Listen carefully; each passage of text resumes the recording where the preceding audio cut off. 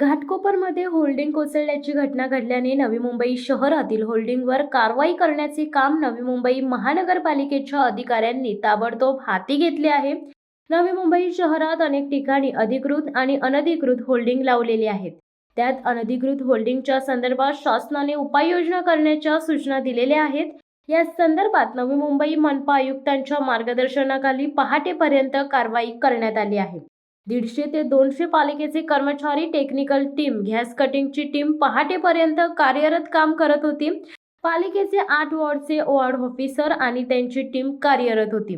येणाऱ्या काळात या होल्डिंगच्या संदर्भात जे 201 अधिकृत होल्डिंगच्या व्यतिरिक्त जे अनधिकृत होल्डिंग आहेत त्यांच्यावर निकषांची कारवाई करण्यात येणार आहे। तसेच भविष्यात अनधिकृत होल्डिंगवर दंडात्मक आणि फौजदारी गुन्हा दाखल करण्याच्या सूचना सर्व वॉर्ड ऑफिसरना दिल्या आहेत। शिवसत्ता times news bureau, Navi Mumbai. दे धडक बेधडक वृत्त देणाऱ्या आपल्या शिवसत्ता टाइम्स न्यूज चॅनलला लाल बटन दाबून सबस्क्राईब करा आणि बेल आयकॉनला क्लिक करायला विसरू नका।